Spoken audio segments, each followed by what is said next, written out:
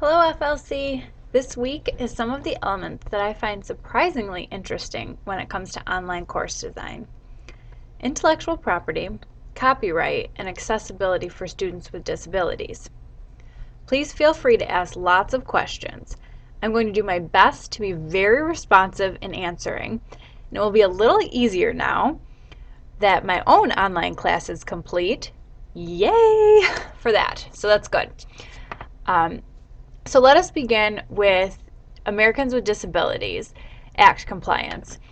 So you have a couple choices with this, which is good. So with ADA compliance, there is a link right here. Oh, let me turn my edit mode off so it's like what you see. There we go. There's a link right here which is to a video, gives an excellent overview of considerations for designing an online course.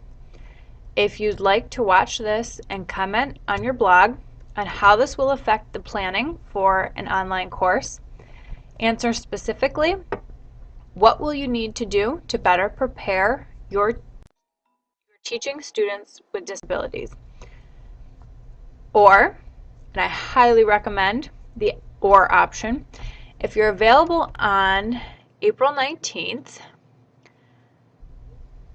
the CCTL committee and the Office of Academic Support are bringing back guest speakers from the CCTL conference from Canisius, and when they spoke at CCTL, they received excellent reviews. So they're going to be putting on a workshop from 11:15 to 12:15. Bring a friend, bring your whole department. They are going to give examples of ADA compliance in the college classroom, and it's going to be applicable to anyone at the master's level, the undergraduate level, online, but it can also be used in the traditional class. So you can bring anyone with you that you want to, and I'm going to be putting flyers in mailboxes around campus. So we're really hoping for a good turnout and a good crowd.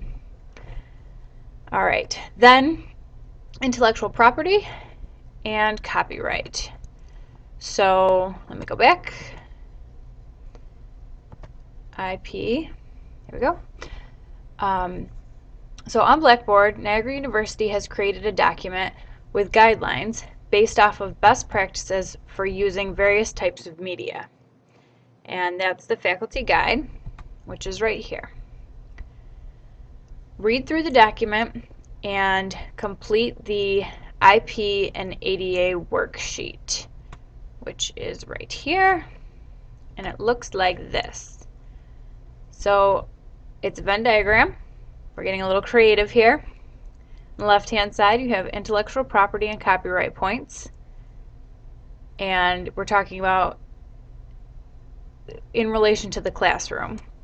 Americans with Disabilities compliance points. So in relation to the classroom, what does that mean to you? Then implications in the middle of these two things when we put them together, what does that mean for you in the online classroom? And there you go, you get to see my emails. All right. And then finally, I will be on Google Hangout to answer any questions or just for some practice, Friday between 3 and 4 p.m. So if you would like to practice with Google Hangout, you do have to have the Google Plus account, and the directions are still up on YouTube through my blog. And if you want to practice with Big Blue Button, then go ahead and create a meeting yourself. The directions are up, I believe, under Tech Tools for that. And then send me the link to the meeting in an email. I'll be watching for both between 3 and 4 on Friday. And practice makes us better, so feel free to join me and practice. Good luck, and I hope to see you soon.